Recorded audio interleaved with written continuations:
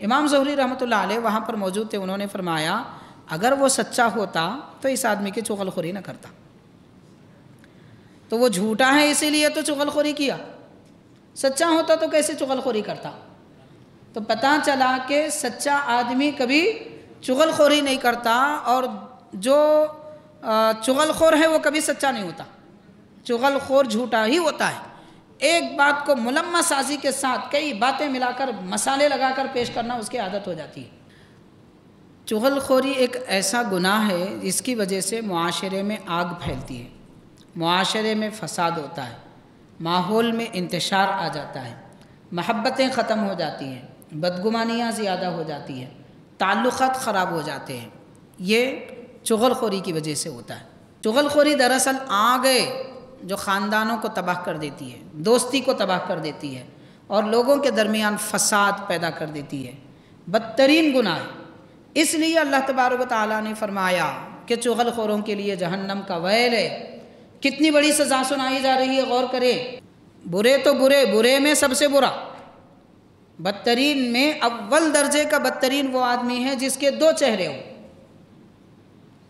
سرکار کا ارشاد ہے جس کے دو چہرے ہو۔ دو چہرے کیسا ہوتے؟ چہرہ تو ایک ہی ہوتا، چہرہ ایک ہوتا مگر آدمی اپنے چہرے پہ ماسک بدل بدل کے جاتا۔ چغل خور اتنا شرنگیز ہوتا ہے، اچھے خاصے لوگوں کو تباہ کر دیتا ہے، معاشرے میں فساد مچا دیتا ہے۔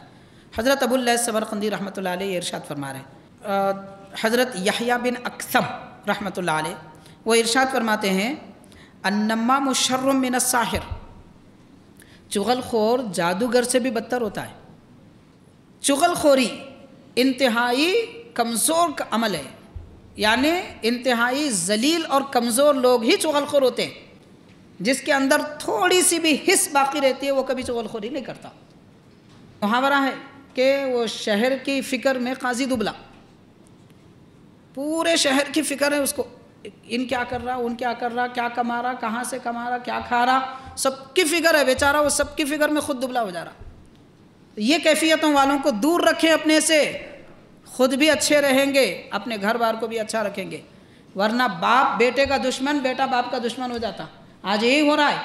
وقال اللہ تعالی فی شان حبیبہ ان اللہ وملائکتہ یصلون علی النبی یا ایھا الذین آمنوا صلوا علیہ وسلموا تسلیما اللہم صل علی سیدنا محمد وعلی آلہ وصحبہ افضل صلواتک وعدد معلوماتک وبارک وسلم۔ محترم حاضرین، معزز سامعین، السلام علیکم ورحمۃ اللہ وبرکاتہ۔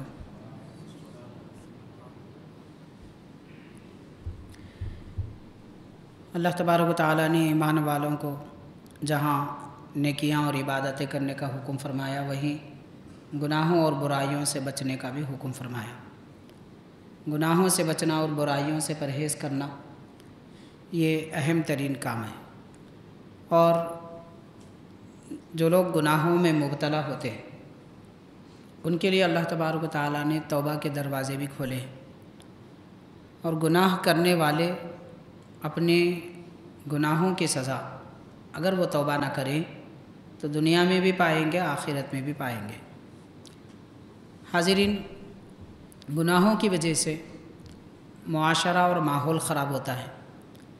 گناہوں کا برا اثر یہ ہے کہ انسان کا دل کالا ہو جاتا ہے، اور گناہوں کا برا اثر یہ بھی ہوتا ہے کہ لوگوں کے درمیان اختلافات اور دراڑیں پیدا ہو جاتی ہیں۔ یہ گناہوں کے برے اثر ہیں، اور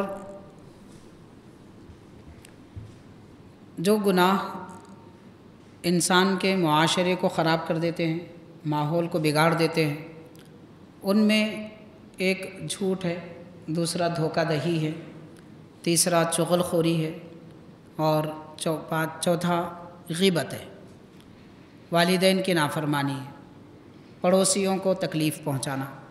یہ سب ایسے گناہ ہیں کہ ان گناہوں سے ہمارا ماحول خراب ہو جاتا ہے۔ آج ہم انشاءاللہ تعالی چغل خوری کیسا گناہ ہے اور اس کا برا وبال کیا ہوتا ہے اس کے بارے میں کچھ آیات اور احادیث شریفہ آپ کے گوشے گزار کریں گے۔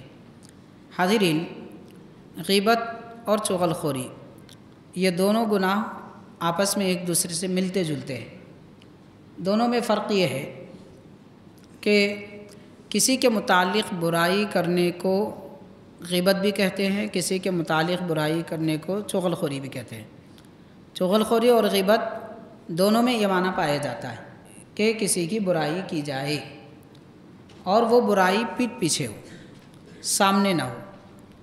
تو سامنے جو برائی کی جاتی ہے یقیناً وہ بھی گناہ ہے، لیکن اس کو لعن طعن کہتے ہیں، اور پیچھے وہی برائی کی جائے تو اس کو غیبت کہتے ہیں اور چغل خوری کہتے ہیں۔ چغل خوری اور غیبت میں فرق اتنا ہے کہ غیبت کرنے والا کسی کے پیچھے اس کی برائی کرتا ہے، پیٹھ پیچھے برائی کرتا ہے، اس کا عیب بیان کرنا، اس کی خرابی بیان کرنا، اور چغل خوری کرنے والا پیٹھ پیچھے برائی ضرور کرتا ہے مگر اس نیت سے کرتا ہے کہ اس آدمی اور یہ جس کے سامنے برائی کر رہا ہے دونوں کو لڑا دے، دونوں کے درمیان پیدا ہونے والی محبت کو دور کر دے، اختلاف پیدا کر دے، انتشار پیدا کر دے، جو کام اچھے کرنا چاہتے ہیں اس کو بگاڑ دیں۔ تو اس نیت سے جو برائی کرتا ہے کی جاتی ہے اس کو چغل خوری کہتے ہیں۔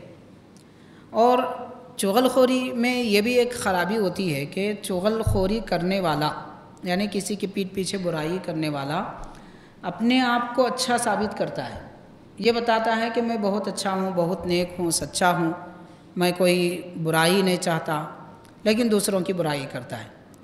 چغل خوری میں اور ایک بات یہ بھی پائی جاتی ہے کہ چغل خور دو لوگوں کو لڑانے کی نیت سے برائی کرتا ہے، دو میں دراڑ اور اختلاف پیدا کرنے کی نیت سے یہ کام کرتا ہے، تو ایک کے پاس اچھا بن کے جاتا ہے، اس کے پاس بھی آتا ہے تو اچھا بن کے آتا ہے، مگر جس کے پاس گیا دوسرے کی برائی کرتا ہے، خود کے اوپر اچھائی کا لباس یعنی اپنے چہرے پر خیر، بہتری اور سچائی کا ماسک لگاتا ہے، لیکن اس کے چہرے کے اس کے ماسک کے پیچھے جو بدنما چہرہ ہوتا ہے وہ لڑانے کا چہرہ ہوتا ہے۔ تو اس کو کہتے ہیں چغل خوری۔ اس سے بچنے کی ضرورت ہے، خود بھی بچیں اور دوسروں کو بھی چغل خوری کرنے سے بچائیں۔ حاضرین،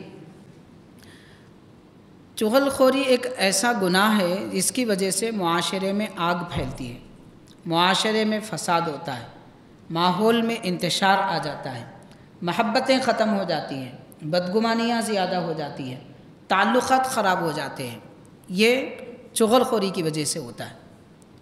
اسی لیے قرآن پاک میں اللہ تبارک و تعالیٰ نے فرمایا وَيْلٌ لِكُلِّ هُمَزَةٍ لُمَزَةٍ، یعنی جہنم کی وادی ہے ہر اس آدمی کے لیے، ہر اس شخص کے لیے جو چغل خوری کرتے ہیں، غیبت کرتے ہیں، ہر اس آدمی کے لیے جو چغل خوری اور غیبت کرتے ہیں۔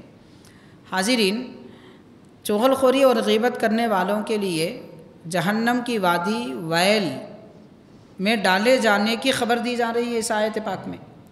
اور ویل کس کو کہتے ہیں؟ جہنم کی ایک ایسی وادی یعنی ایک ایسا مقام کہ اس سے جہنم بھی 70 مرتبہ پناہ مانگتا ہے، جہنم بھی اس سے ہر دن 70 مرتبہ پناہ مانگتا ہے، یعنی دوزخ یہ کہتی ہے کہ اے اللہ مجھے ویل سے بچا۔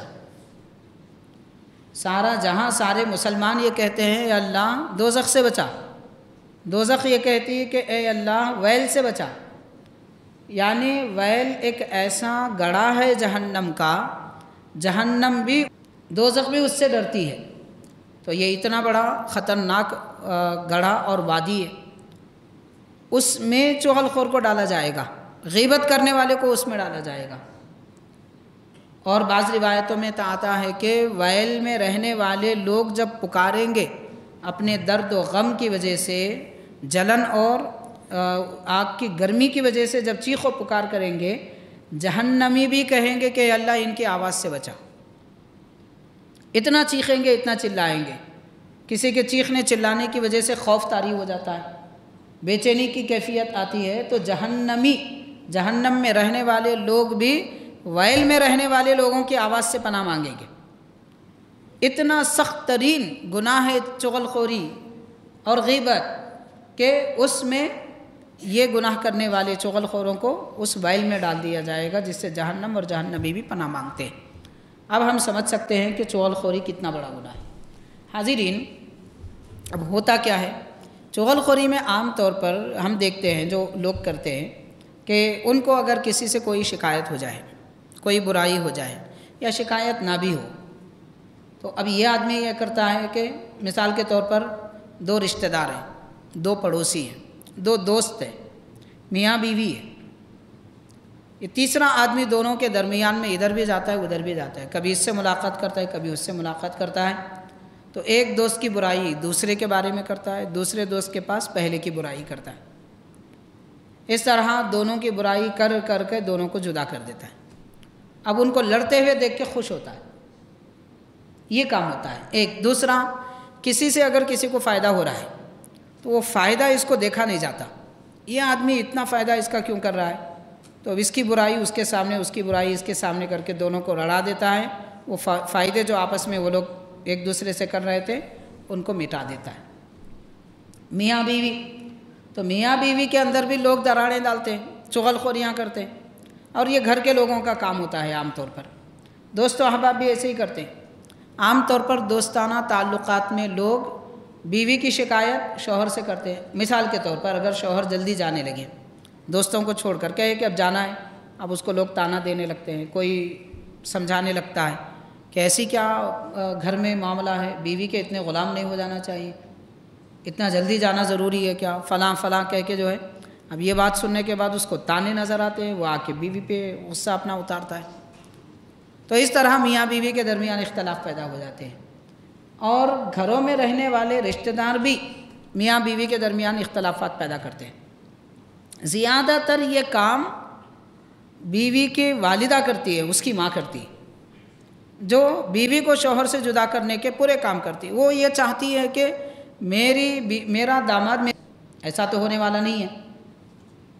اگر ویسا ہوتا تو یہ جو ماں اپنی بیٹی کے بارے میں سمجھ رہی ہے کہ داماد میری بیٹی کا داماد ہو جائے، تو کیا یہ عورت، یہ ماں کا شوہر اس کی ماں کو چھوڑ کر اس کا ہوا تھا؟ جب وہ نہیں ہوا تھا تو یہ اپنے داماد کے بارے میں فکر کیوں کرتی ہے؟ تو اس لیے اسے اکساتی ہے، بیوی کو شوہر کے خلاف اکساتی ہے، شوہر نے ایسا کیا، اس کی بات مت سنو، یہ بات مت سنو، ایسا مت کرو، ویسا مت کرو۔ اب اختلافات پیدا ہو جاتے ہیں، یہ چغل خوریاں ہے۔ چغل خوری دراصل آگے جو خاندانوں کو تباہ کر دیتی ہے، دوستی کو تباہ کر دیتی ہے، اور لوگوں کے درمیان فساد پیدا کر دیتی ہے، بدترین گناہ ہے۔ اس لیے اللہ تبارک و تعالیٰ نے فرمایا کہ چغل خوروں کے لیے جہنم کا ویل ہے۔ کتنی بڑی سزا سنائی جا رہی ہے، غور کریں، اتنی سخت سزا کہ جہنم بھی جس وادی سے پناہ مانگتا ہے، چغل خور اور غیبت کرنے والے کو اس میں ڈال دیا جائے گا۔ دو دوست اچھے کاروبار کر رہے ہیں، ایک کو دوسرے سے لڑا دیتے ہیں، کاروبار ٹھپ پڑ جاتا ہے، ختم ہو جاتا ہے، اختلاف پیدا ہو جاتا ہے۔ یہ کام ہوتے ہیں لوگوں کے۔ بہرحال ایسے لوگ جب ہمارے پاس آئے اور کسی کی برائی کرنے لگے تو حاضرین، حضرت ابو اللیث سمرقندی رحمۃ اللہ علیہ اپنی کتاب میں تحریر فرماتے ہیں کہ جو آدمی تمہارے پاس کسی کی برائی کرے تو یاد رکھو کہ وہ تمہاری برائی کسی اور کے پاس کرے گا۔ ایسا مت سمجھو وہ کسی کی بات لے کے آپ کو انفارمیشن دے رہا ہے، آپ کو بتا رہا ہے، اس کی خبر دے رہا ہے، تو وہ خبر نہیں دے رہا ہے، وہ تمہاری خبر بھی کسی اور کو دے گا۔ تو اس طرح کے لوگوں سے ضرور بچیں، اپنی محفلوں میں ایسے لوگوں کو جگہ نہ دیں جو غیروں کے بارے میں باتیں کرتے۔ تو حاضرین کرام، یہ چغل خوری کتنی بلا ہے، کتنی سخت مصیبت ہے، اس کے بارے میں قرآن پاک کی ایک آیت تو آپ نے سماعت کی ہے، اس کے بعد احادیث شریفہ ہیں، پھر کچھ بزرگوں کے اقوال ہیں، وہ آپ کو بیان کریں گے ہم۔ حضور نبی پاک علیہ الصلوۃ والسلام نے فرمایا، حضرت حذیفہ رضی اللہ تعالیٰ عنہ فرماتے ہیں کہ فرمایا لا يدخل الجنت قطات، چغل خور جنت میں نہیں داخل ہوگا۔ ایک دوسرے کی برائی کرنے والا، ایک کی بات دوسرے کو لگانے والا، وہ کبھی جنت میں نہیں جائے گا۔ جنت میں نہیں جائے گا تو کہاں جائے گا؟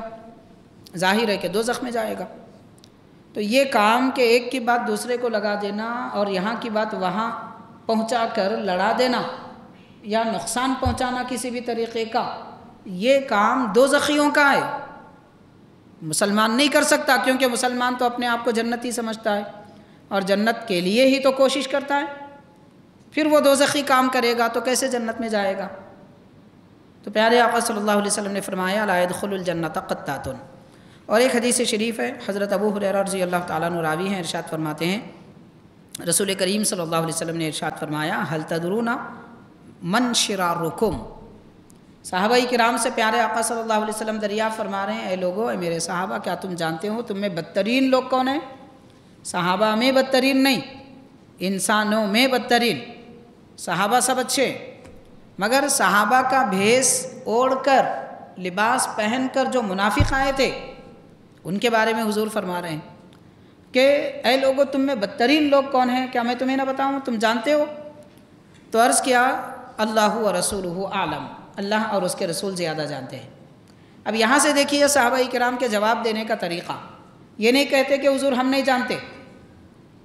جب حضور نے پوچھا کہ کیا آپ جانتے ہیں تو عرض کرتے حضور ہم نہیں جانتے، نہیں ایسا نہیں فرماتے، بلکہ عرض کرتے ہیں اللہ جانتا ہے، اللہ کے رسول جانتے ہیں۔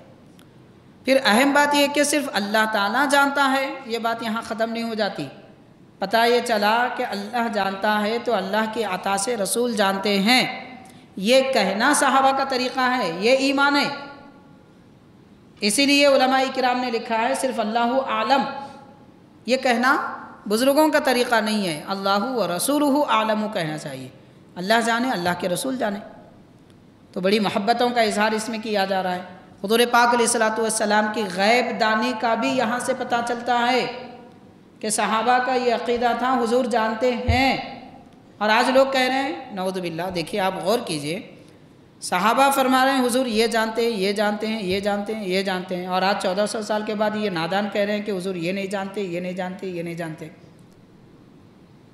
تو حضور نہیں جانتے کہنا یہ ایمان ہے یا حضور جانتے ہیں کہنا ایمان ہے؟ حضور جانتے ہیں کہنا ایمان ہے۔ حضور کیا نہیں جانتے اس سے ہم کو کیا مطلب؟ حضور جو جانتے ہیں ہم کو اس سے مطلب ہے۔ اب رہی بات کہ واقعتاً کیا حضور نہیں جانتے ہیں؟ واقعی، اور کیا نہیں بتایا یہ بھی نہیں معلوم۔ تو کیا کیا بتایا؟ بعض احادیث میں آیا ہے اللہ نے یہ فرمایا، تو رب نے جو فرمایا، جیسے مثال کے طور پہ قرآن پاک کی آیت ہے وَعَلَّمَكَ مَا لَمْ تَكُنْ تَعْلَمْ، اے نبی آپ جو نہیں جانتے تھے اللہ نے آپ کو سکھا دیا، بتا دیا۔ تو اب بولیے اللہ تعالیٰ نے جب سب سکھا دیا تو کیا نہیں جانتے تھے کون کہہ سکتا ہے؟ تو پیارے آقا علیہ الصلوۃ والسلام کیا جانتے ہیں اس کا ذکر قرآن اور حدیث میں ہے، اور حضور کیا نہیں جانتے اس کا ذکر قرآن و حدیث میں نہیں ہے۔ تو قرآن و حدیث میں جاننے کا ذکر آیا تو حضور کے علم کی بات کریں گے، نہیں جاننے کا ذکر نہیں آیا تو حضور کے نہ جاننے کی ہم بات نہیں کریں گے۔ خیر تو حاضرین ایک مختصر سی بات تھی، بہرحال عرض کیا صحابہ کرام نے کہ حضور اللہ جانے، اللہ کے رسول جانے کہ ہم میں کون برے ہیں، مطلب انسانوں میں بدترین کون لوگ ہیں۔ پیارے آقا صلی اللہ علیہ وسلم نے فرمایا اول شرارکم ذو الوجہین، کہ تم لوگوں میں یعنی انسانوں میں سب سے بدترین، اور وہ بدترین لوگوں میں بھی اول درجے کا بدترین،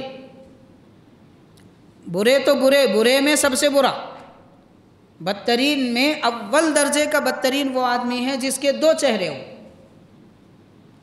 سرکار کا ارشاد ہے جس کے دو چہرے ہو۔ دو چہرے کیسا ہوتے؟ چہرہ تو ایک ہی ہوتا، چہرہ ایک ہوتا مگر آدمی اپنے چہرے پہ ماسک بدل بدل کے جاتا۔ کسی کے پاس گیا تو وہاں ان کی خیر خواہی کی بات کر کے دوسروں کی برائی، اور دوسرے کے پاس گیا وہاں ان کی بات کر کے دوسرے کی برائی۔ یہاں بھی بیٹھیں گے برا بولیں گے، وہاں بھی بیٹھیں گے برا بولیں گے، یہاں بھی بیٹھیں گے برا بولیں گے۔ تو جو اپنے چہرے بدلتا رہتا ہے، پھر جب اس سے کہا جائے میں نے سنا آپ ایسا بولے تھے، خدا کی قسم میں نے بولا، یہ ایک چہرہ ہوتا ہے۔ تو ایسے چہرے بدلنے والے لوگ بدترین ہوتے ہیں، یہ نبی پاک صلی اللہ علیہ وسلم کا فرمان ہے۔ تو ذو الوجہین، دو چہرے والا آدمی، مطلب چغل خور، جو ادھر کی بات ادھر، ادھر کی بات ادھر لگاتا ہے۔ سرکار نے فرمایا بدترین آدمی ہے، بدترین میں بھی اول درجے کا بدترین ہے۔ اول شرارکم ذو الوجہین، تم لوگوں میں جو بدترین ہے، بدترینوں میں پہلا آدمی دو چہرے والا ہے۔ اور خود سرکار نے فرمایا الذی یأتی ہؤلاء بوجہ وہؤلاء بوجہ، کہ ان کے پاس ایک چہرہ لے کر آتا ہے، ان کے پاس اور ایک چہرہ لے کر جاتا ہے۔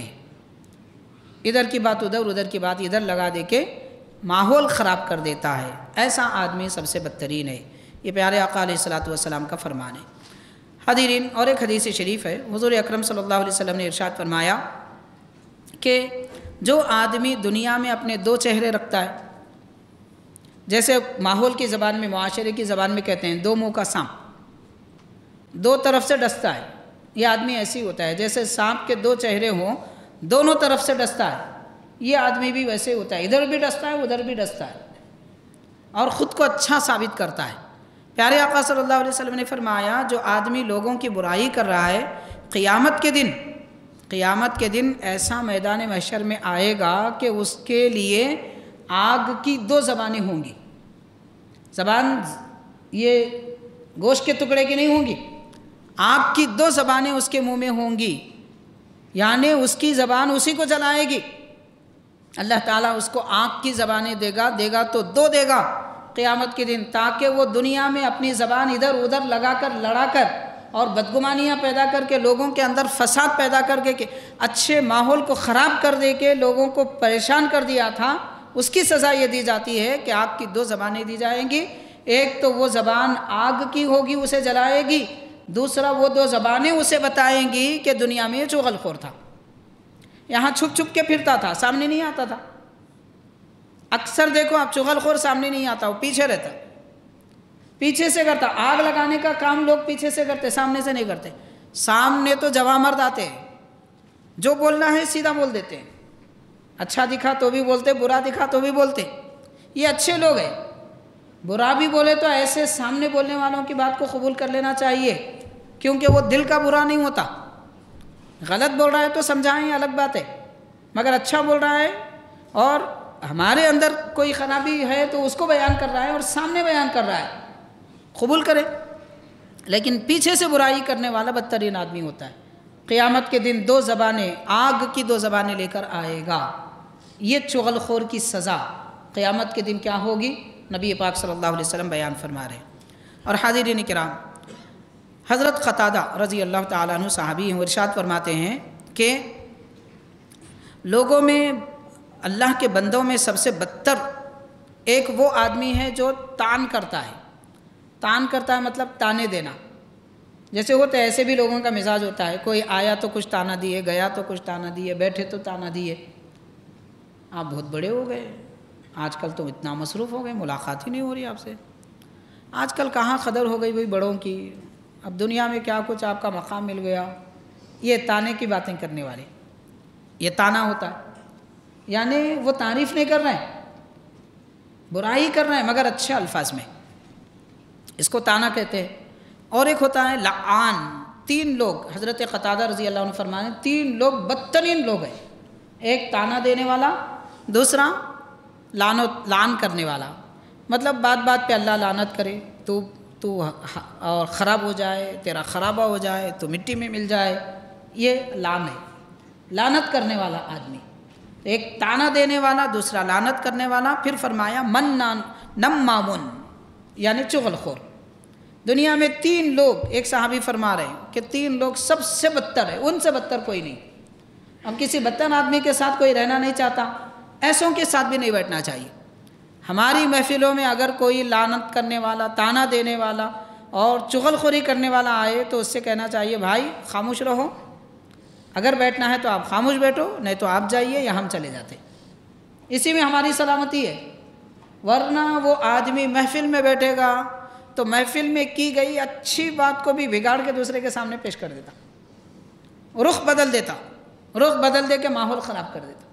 تو ایسے لوگوں سے بچو۔ اس لیے حاضرین، جب کوئی آدمی ہمارے پاس آ کے کسی کی برائی کرے، وہ برائی پہ فوری ریاکشن نہیں ہونا چاہیے، خاموشی اختیار کرے، سوچے سمجھے، واقعتاً ہو سکتا نہیں ہو سکتا، اگر ہوا بھی ہے تو اس میں ہمارا کیا نقصان ہے، کوئی نقصان نہیں ہے، جانے تو خاموش بیٹھ جائیے۔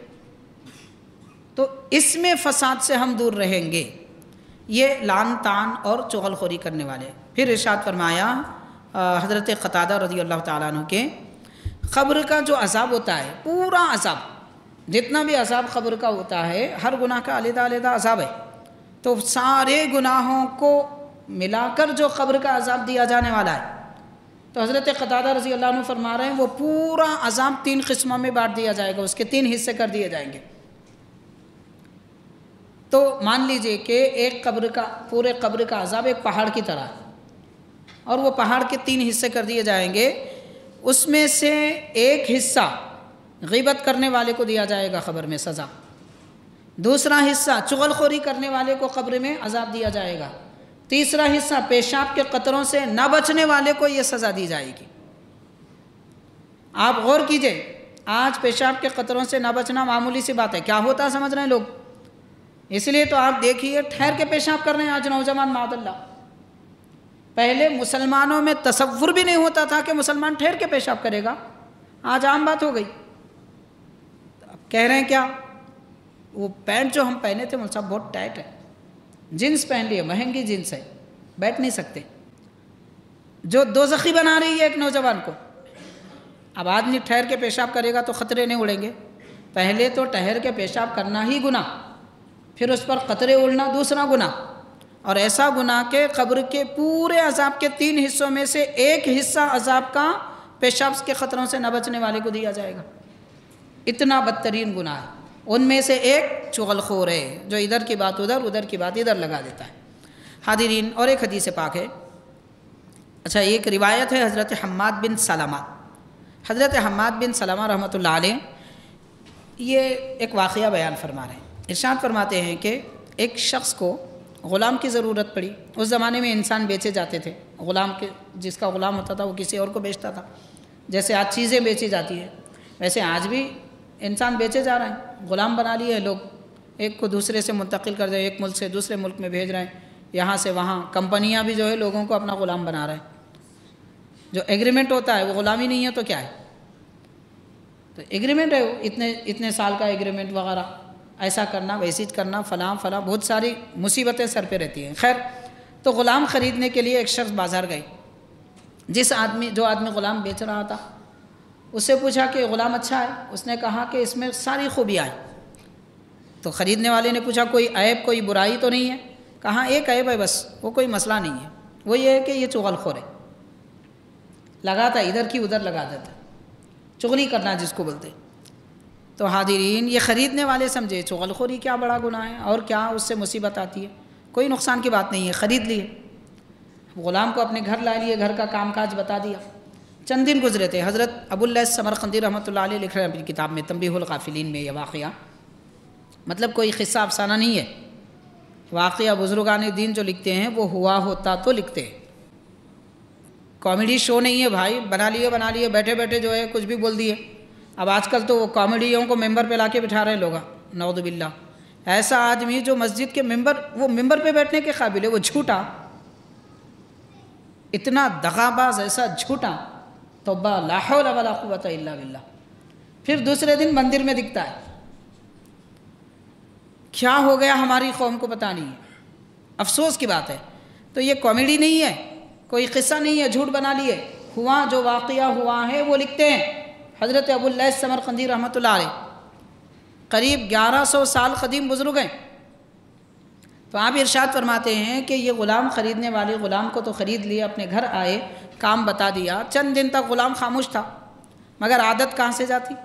جو فطرت ہوتی نا وہ نہیں جاتی۔ فطرت کو دبانے کے لیے، فطرت کو دبایا جا سکتا ہے، مٹانا مشکل ہے۔ ہاں، فطرت کو دبانے کے لیے بھوک بہت بہترین اثر کرتی ہے، مطلب کم کھانا، پیٹ کو محسوس ہونا، بھوک لگ رہی ہے، جلن ہونا پیٹ میں، یہ چیز انسان کی فطرت کو دباتی ہے۔ خیر، تو فطرت نہیں گئی۔ ایک بار اس نے، جو غلام تھا، اپنے آقا کی بیوی سے کہا کہ میں دیکھ رہا ہوں کہ آپ کے شوہر آپ سے وہ محبت نہیں کرتے جیسے ایک شوہر کرتا ہے۔ شروع ہو گئی چال بازی یہاں سے۔ اب جیسے کہا بیوی کا حال، اب عورتوں کا تو حال ایسا ہوتا ہے، ایک تو ایک حدیث پاک میں آئے، باضابطہ سرکار نے فرمایا شوہر اپنی بیوی کے لیے سب کچھ کرے تو بھی بیوی یہی کہے گی آج تک میں نے کوئی خیر تم سے دیکھا ہی نہیں۔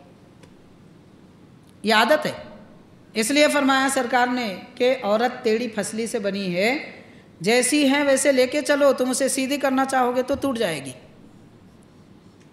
تو آج کا مرد کیا سمجھ رہا میں جتنا سیدھا ہوں بیوی کو اتنا سیدھا کروں گا، نہیں ہو سکتا. جیسی ہے لے کے چلنا، لے کے چلنے میں ہی گھر کی سلامتی. اب دیکھیے کہ کوئی بھی انسان ہو پورا فرشتہ تو نہیں بن سکتا، نہیں بن سکتا، اس کے اندر خرابیاں ہوتی.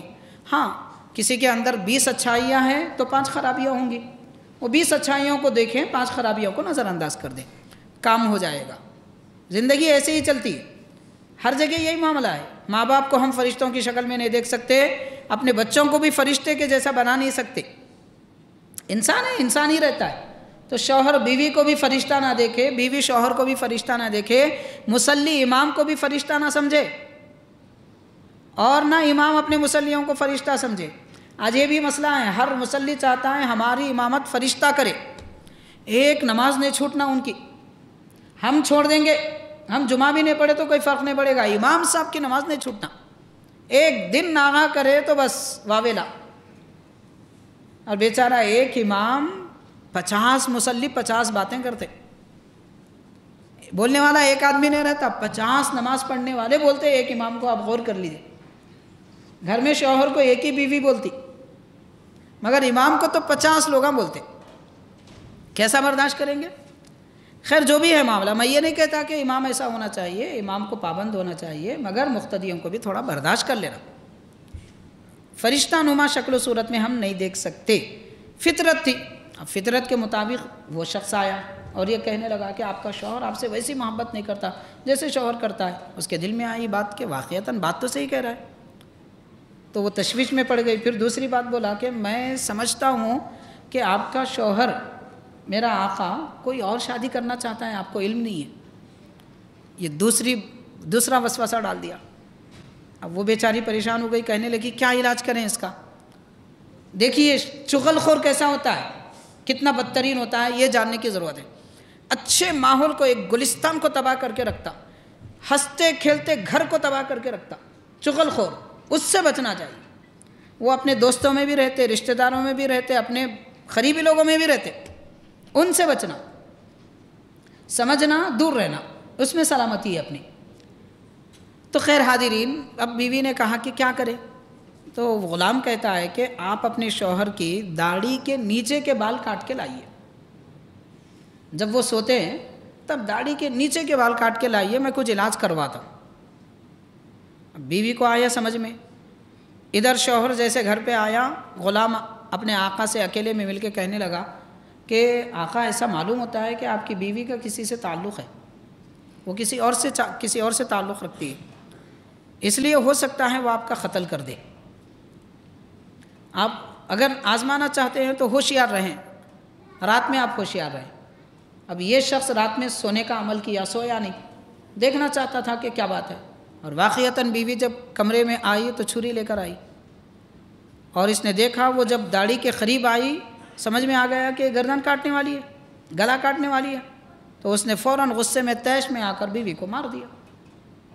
اب بیوی کی جیسے موت ہو گئی، اس کے رشتہ دار آ کے شوہر کو مار دیے. ایک ہنستا کھیلتا گھر تباہ ہوا. یہ بڑے صوفی بزرگ حضرت ابو الليث سمرقندی رحمۃ اللہ علیہ لکھ رہے ہیں. اس طرح کے واقعات ہوتے ہیں چغل خوروں کی وجہ سے.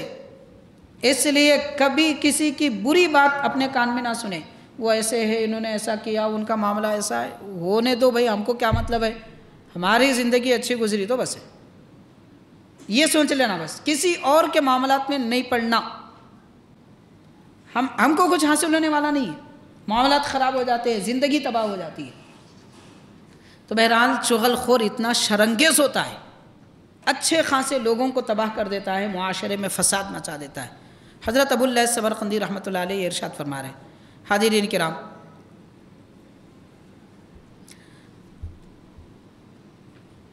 اور ایک بزرگ ہے حضرت یحییٰ بن اکثم رحمۃ اللہ علیہ، وہ ارشاد فرماتے ہیں النمام شر من الساحر، چغل خور جادوگر سے بھی بدتر ہوتا ہے.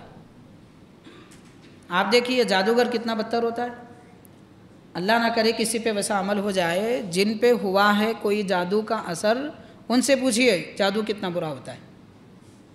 صحت مند آدمی کو تباہ کر کے رکھ دیتا ہے، موت کے گھاٹ اتار دیتا ہے جادوگر.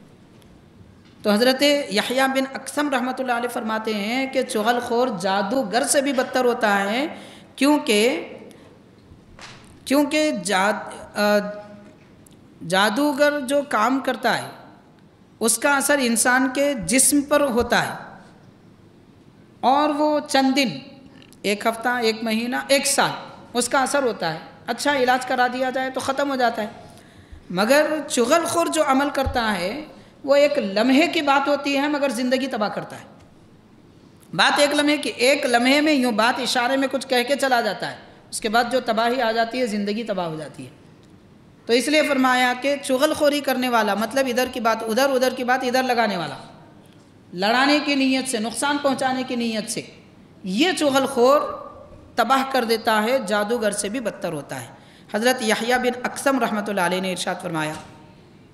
اور حاضرین، اور ایک بزرگ ہیں حضرت اقسم بن سیفی رحمۃ اللہ علیہ، وہ ارشاد فرماتے ہیں دنیا میں ذلیل لوگ 4 ہیں، جس کو آپ ذلیل کہہ سکتے ہیں، ذلیل، بدتر، کمتر جس کو کہہ سکتے ہیں، وہ 4 ہیں۔ ان میں سب سے پہلا چغل خور ہے، چغل خور سب سے بدتر ہے۔ دوسرا جھوٹا ہے۔ تیسرا مقروض ہے، جو کسی سے قرضہ لیا مگر قرضہ واپس نہیں کر رہا، یہ مقروض، صرف قرضہ لینے والا نہیں، قرضہ لے کر نہ دینے والا بدتر انسان ہے۔ اور چوتھا یتیم۔ یتیم، ذلیل سے مراد یہاں پر یتیم کا وہ معنی نہیں ہے جو بدتر کمتر ہو، لوگ اسے یتیم کو کمتر بنا دیتے ہیں۔ اگر کوئی یتیم ہے، اس سے معاملہ اچھا نہیں رکھتے، اس کو اپنے دسترخوان پہ نہیں کھلاتے، اس کو بری نگاہ سے دیکھتے ہیں، ذلیل نگاہ سے دیکھتے ہیں، لوگ جو سمجھتے ہیں وہ بیان فرما رہے ہیں۔ بہرحال ان میں ایک چغل خور ہے جو بدترین لوگوں میں اس کا شمار ہوتا ہے۔ حاضرین کرام، ایک مرتبہ امام زہری، امام بخاری رحمۃ اللہ علیہ کے استاذ ہیں، تو امام زہری رحمۃ اللہ علیہ آپ سلیمان بن عبد الولید بادشاہ کے دربار میں تھے امام زہری رحمۃ اللہ علیہ۔ وہاں پر ایک شخص آئے، بادشاہ نے اس آدمی سے پوچھا، میں نے سنا آپ نے میرے بارے میں کوئی بات کہی ہے، ایسا ایسا کہا، برائی کی۔ تو وہ شخص کہتا ہے کہ میں نے کوئی بات نہیں کی، میں نے آپ کی کبھی برائی نہیں کی۔ تو بادشاہ کہتا ہے کہ جس آدمی نے مجھے بتایا وہ سچا آدمی ہے، اس کی بات میں بھروسہ کرتا ہوں۔ یعنی آپ کے بارے میں جو برائی، چغل خوری کی بات کی، برا کہنے کی بات کی، جس نے کہا وہ سچا آدمی ہے۔ امام زہری رحمۃ اللہ علیہ وہاں پر موجود تھے، انہوں نے فرمایا اگر وہ سچا ہوتا تو اس آدمی کی چغل خوری نہ کرتا، تو وہ جھوٹا ہے اسی لیے تو چغل خوری کیا، سچا ہوتا تو کیسے چغل خوری کرتا؟ تو پتہ چلا کہ سچا آدمی کبھی چغل خوری نہیں کرتا، اور جو چغل خور ہے وہ کبھی سچا نہیں ہوتا، چغل خور جھوٹا ہی ہوتا ہے۔ ایک بات کو ملمہ سازی کے ساتھ کئی باتیں ملا کر، مسالے لگا کر پیش کرنا اس کی عادت ہو جاتی ہے، سیدھی سی بات کو بگاڑ کے پیش کرنا اور لوگوں کو بیان کرنا، آپس میں اختلاف پیدا کرنا، ایسے لوگوں سے بچا جائے۔ حضرت امام زہری رحمۃ اللہ علیہ نے اس شخص کے بارے میں یہ ارشاد فرمایا۔ حاضرین، اور ایک شخص کے بارے میں بتایا جاتا ہے، حضرت ابو اللیث رحمۃ اللہ علیہ نے ارشاد فرمایا کہ ایک شخص کو حضرت ابو عبداللہ قریشی رحمۃ اللہ علیہ وہ فرماتے ہیں کہ مجھے معلوم ہوا فلاں ایک آدمی کے پاس 7 نصیحت کی باتیں ہیں جو دوسروں سے میں نے نہیں سنے، تو ان سے وہ 7 نصیحت کی باتیں سیکھنے کے لیے 7,000 قدم پیدل چل کر گئے۔ تو وہاں جانے کے بعد ان سے ملاقات کی اور کہا مجھے بتائیے، میں نے سنا ہے کہ آپ سے جو سوال کیا جاتا ہے اس کا جواب آپ دیتے ہیں، تو میرا پہلا سوال یہ ہے کہ آسمان سے زیادہ بھاری کون سی چیز ہے؟ اب سب کہیں گے آسمان سب سے بھاری، اس سے بھاری کون سی چیز ہو سکتی ہے؟ دوسرا سوال یہ ہے کہ زمین سے زیادہ کشادہ کون سی چیز ہے؟ جتنی وسیع زمین پھیلی ہوئی ہے کیا ہو سکتی ہے اس سے بڑی کشادہ؟ تیسری، پتھر سے زیادہ سخت کیا ہے؟ اور چوتھی کہ آگ سے زیادہ گرم کون سی چیز ہے؟ اور ایک لفظ ہے زمہریر، اس کو ہم کافور کہہ سکتے ہیں، مگر جنتی کافور کا نام زمہریر ہے۔ تو زمہریر سے زیادہ ٹھنڈی کون سی چیز ہے؟ تو یہ سوالات انہوں نے کیے، اور یہ بھی پوچھا کہ یتیم سے زیادہ کمزور کون ہے؟ اور سمندر سے زیادہ گہرا کیا ہے؟ یہ سوالات انہوں نے کیے۔ تو جواب دینے والے وہ جو بزرگ تھے انہوں نے فرمایا کہ کسی پر تہمت لگانا، ارشاد فرمایا کسی پر تہمت لگانا آسمان سے زیادہ بھاری ہے۔ یعنی ایک آدمی نے کوئی کام نہیں کیا، اس کے اوپر تہمت لگا رہے ہیں، تو نے ایسا کیا، جھوٹ بولا، فلاں کام کیا، ادھر گیا تھا، یہ گناہ کیا، بیچارہ کچھ نہیں کیا مگر کرنے کا الزام لگا رہے ہیں، تو یہ آسمان جتنا بھاری ہے اس سے زیادہ بھاری تہمت لگانا ہے۔ پھر دوسرا ارشاد فرمایا کہ زمین سے زیادہ کشادہ حق بات ہے۔ حق بات میں جتنی کشادگی ہوتی ہے زمین بھی اتنی بڑی نہیں ہے جتنا حق بڑا ہے، حق جتنا وسیع ہے۔ اور تیسری بات ارشاد فرمائی کہ دل سے زیادہ گہرا اور کوئی چیز نہیں ہے، جو سمندر سے بھی زیادہ گہرا انسان کا دل ہوتا ہے۔ کیوں؟ پہلی بات تو یہ کہ اس دل پر اللہ تبارک و تعالی ہر دن 360 مرتبہ رحمت کی نظر فرماتا ہے۔ تو سمندر پر بھی اللہ کی رحمت نہیں ہوتی، آسمانوں پر بھی نہیں ہوتی، مومن کے دل پہ ہوتی۔ تو اتنا بڑا دل، اللہ کی 360 رحمتوں کو سمانے والا۔ ایک دوسری بات حدیث پاک ہے، اللہ تعالیٰ فرماتا ہے، حدیث قدسی ہے، ما وسعنی ارضی ولا سمائی ولیکن وسعنی قلب عبد المؤمن۔ رب نے فرمایا نہ آسمان نے مجھے سمایا نہ زمین نے مجھے سمایا، میرے مومن بندے کا دل ہے جو مجھے سما گیا۔ سمایا مطلب اللہ کو پہچانا۔ اللہ تعالیٰ کسی دل میں، آسمان میں، زمین میں نہیں آتا، وہ پاک ہے، اس کو کسی چیز کی ضرورت نہیں ہے، مگر عرفان خداوندی نہ آسمان کو ملا، نہ زمین کو، نہ سمندر کو، مومن کے دل کو ملا۔ اس لیے سمندر سے زیادہ گہرا دل ہے جو اتنی بڑی وسعتیں رکھتا ہے۔ پھر اس کے بعد انہوں نے ارشاد فرمایا کہ حرص اور حسد، کسی سے جلنا اور حرص رکھنا۔ حرص کا مطلب، اب جیسے مثال کے طور پہ ہمارا حال لے لیجئے، اگر ہم کو 2 جوڑے کپڑے مل گئے، وہ تیسرا بھی اچھا تھا، وہ لے لینا تھا۔ بولے اگر آج کمائی میں فائدہ 5,000 کا ہوا، 10,000 ہونا تھا، ذرا کام نکل جاتا تھا۔ کبھی خواہش ختم نہیں ہوتی، ہزاروں خواہشیں ایسی کہ ہر خواہش پہ دم نکلے، یہ کیفیت ہوتی ہے۔ تو حرص، یہ فرمایا آگ سے بڑھ کے گرم اور جلانے والی کوئی چیز ہوتی ہے۔ تو حرص اور حسد، کسی کی ترقی دیکھ کے جلنا، ان ایسا ہو گیا میں نہیں ہوا، اب اس کو گرانے کے لیے کوششیں کرنا۔ محاورہ بڑا مشہور ہے کہ ہمارے ہندوستان میں لوگ ایک دوسرے کی ٹانگ ایسا کھینچتے کہ دنیا میں کوئی نہیں کھینچ سکتا۔ گرانے کا فن اگر کسی کے پاس ہے ہندوستانیوں میں تو وہ عادت ہے۔ خیر، تو حاضرین کرام، حرص اور حسد آگ سے بڑھ کر گرم ہوتی ہے۔ اور فرمایا کہ کسی قریبی رشتہ دار کا محتاج ہونا، کسی قریبی رشتہ دار کا محتاج ہونا جنت کے کافور سے بھی زیادہ ٹھنڈا ہے۔ مطلب ٹھنڈک بھی آدمی کو پریشان کر کے رکھ دیتی۔ مطلب اپنی زندگی میں کبھی ایسا موقع نہ آنا چاہیے کہ کسی ہمارے رشتہ دار کا ہم پہ احسان ہو۔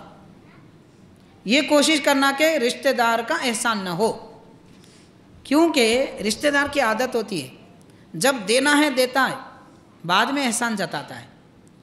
وہ ترقی بھی کر لے تو بولتا وہ کہاں سے ہوا، ہم دیے تھے اس وجہ سے ہوا۔ اتنے بڑے مالدار ہو گئے، وہ ہم دیے تھے نا پیسے، ہم وقتاً فوقتاً ان کی مدد کرتے تھے۔ تو یہ احسان جتانے کی عادت عام طور پر رشتہ داروں میں ہوتی ہے، دوسروں میں نہیں ہوتی۔ تو فرمایا کہ کسی رشتہ دار کا حاجت مند ہونا یہ زمہریر سے بھی زیادہ ٹھنڈا ہے، اس سے بھی زیادہ ٹھنڈا ہے۔ پھر ارشاد فرمایا کہ کافر کا دل، غیر مومن، غیر مسلم کا دل پتھر سے زیادہ سخت ہے۔ سوال تھا کہ پتھر سے بھی زیادہ کوئی سخت ہے؟ تو جو مومن نہیں ہے اس کا دل پتھر سے بھی زیادہ سخت ہے۔ پھر ایک سوال یہ ہوا تھا کہ کمزور ترین چیز کیا ہے؟ وہ یہ ہے کہ چغل خوری انتہائی کمزور کا عمل ہے، یعنی انتہائی ذلیل اور کمزور لوگ ہی چغل خور ہوتے ہیں۔ جس کے اندر تھوڑی سی بھی حس باقی رہتی ہے وہ کبھی چغل خوری نہیں کرتا۔ تو یہ 7 سوالات کے انہوں نے اس طریقے سے 7 جوابات دیے۔ بہرحال حاضرین کرام، ساری بات کا خلاصہ اتنا ہے کہ چغل خوری ایک بدترین گناہ ہے۔ غیبت اور چغل خوری دونوں کا عمل ایک جیسا ہوتا ہے، مگر دونوں میں تھوڑا سا فرق ہے۔ وہ فرق ہم نے ابتدا میں واضح کر دیا۔ پیٹھ پیچھے برائی کرنا، اس کو غیبت کہتے ہیں۔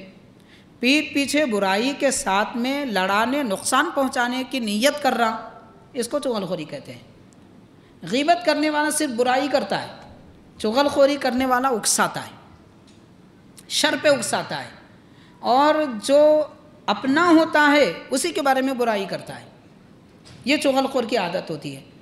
تو اس طریقے سے یہ دو گناہ ہیں جو معاشرے کو خراب کرتے ہیں۔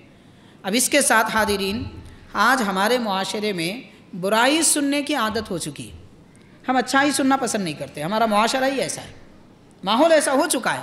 آپ کو یقین نہیں آتا تو آپ دیکھ لیں، کچھ دیر کے لیے آپ اعلان کر دیں کہ کوئی کامیڈی شو ہونے والا ہے جس میں کوئی آ کے جو ہے وہ لطیفے سنائیں گے، ہنسنے کھیلنے کی باتیں سنائیں گے، تو اس میں ہوتا کیا ہے؟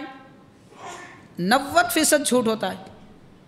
ہنسی کی بات کرنے والے عام طور پر جھوٹ بولتے ہیں، 90% جھوٹ، اور دوسرا اس میں کسی پہ طنز ہوتا ہے، کرٹیسائز کرنا، اس کی برائی کرنا، اس کی برائی کرنا۔ تو یہ برائی کرنے کی محفلوں کا اعلان کرے بغیر کسی محنت کے 400-500 لوگ یوں جمع ہو جاتے۔ اب اس کے بجائے آپ مان لیجئے کہ آج ہی ہم اعلان کر دیں، مثال کے طور پر میں عرض کر رہا ہوں، کل ہمارے مدرسے میں ایک جلسہ ہے خواتین کے لیے، 15-20 سے بڑھ کے نہیں آتے، کیونکہ وہ دینی جلسہ ہے، ہم کو برائی سننے کی عادت ہے۔ اگر مولوی صاحب آپ اگر اعلان کریں کہ میں فلاں کے متعلق خوب برائی کرنے والا ہوں، اس کی پوری زندگی کا معاملہ برائیاں آپ کے سامنے رکھنے والا ہوں، اب دیکھو کتنے لوگ آتے۔ دوسری بات، آپ سوشل میڈیا استعمال تو ماشاءاللہ کئی لوگ کرتے ہیں، فیس بک، یوٹیوب وغیرہ پر آپ دیکھیے کہ جس کے ویڈیو کسی پہ طنز اعتراض کے ہوتے ہیں وہاں پہ ہزاروں لاکھوں ویوز، اللہ رسول کی بات کی جا رہی ہے تو وہاں پہ 100-200 ویوز۔ یعنی ہمارے کان برائی سننے کے عادی ہو چکے ہیں، ہم اچھا سننا نہیں چاہتے۔ کوئی اچھا سنا رہا تو کیا بور کر دے رہا بھائی، ساتھ میں تھوڑی مذاق کی بات کسی پہ طنز کر کے کرو، دیکھو اب کیسے لوگ جمع ہوتے۔ اب تقریروں میں بھی ایسے ہو گیا، جو تقریر کرنے والے، میں ان کو مولانا نہیں بولتا، مولانا نہ عالم، جو تقریر کرنے والے مذاق کرتے، وہ ہجوم، خوف کی، جنت کی، اللہ کے خوف کی باتیں، رسول کی رسالت، عظمت کی باتیں کریں گے، تھوڑے لوگ رہتے۔ ہماری عادت ہو چکی ہے کہ ہم برائی سننا پسند کرتے ہیں، مول صاحب ہم کو اچھا مت سناؤ۔ یہ چغل خوری، یہ غیبت کا ماحول ہمارے عادتوں کو خراب کر دیا ہے۔ لیکن اس کا نتیجہ کیا نکلے گا؟ قرآن پاک کہتا ہے چغل خوری کرنے والے کو جہنم کے ویل میں داخل کر دیا جائے گا۔ ویل وہ جہنم کا مقام ہے جس سے جہنم بھی ہر دن 70 مرتبہ پناہ مانگتی ہے۔ ایسے سخت ترین وادی کا نام جہنم ہے، اور اس میں ڈال دیا جائے گا وادی میں اس چغل خوری کرنے والے کو، غیبت کرنے والے کو۔ بہرحال حاضرین کرام، معاشرے کو اچھا بنائیے، برے لوگوں کی بری باتیں جب کوئی سنانے کو آئے تو کان بند کر لیں، کہے بھائی آپ بیٹھو یا میں بیٹھتا ہوں، یا پھر آپ اچھی بات کرو ہم سنیں گے، ادھر کی بات ادھر، اس نے ایسا ہے، وہ ایسا ہے، ان ایسا کرا، فلاں کرا۔ زمانے وہ ایک محاورہ ہے کہ وہ شہر کی فکر میں قاضی دبلا، پورے شہر کی فکر ہے اس کو، ان کیا کر رہا، ان کیا کر رہا، کیا کما رہا، کہاں سے کما رہا، کیا کھا رہا، سب کی فکر ہے بیچارہ، وہ سب کی فکر میں خود دبلا ہو جا رہا۔ یہ کیفیتوں والوں کو دور رکھیں اپنے سے، خود بھی اچھے رہیں گے، اپنے گھر بار کو بھی اچھا رکھیں گے، ورنہ باپ بیٹے کا دشمن، بیٹا باپ کا دشمن ہو جاتا۔ آج یہی ہو رہا ہے، آج ہمارے نوجوان لوگوں کو کون بگاڑ رہے ہیں؟ ان کے دوست بگاڑ رہے ہیں۔ اس سے پہلے اسکول میں بگاڑ دیے تھے، اس کے بعد دوست نہ بگاڑتے۔ کیسا بگاڑتے؟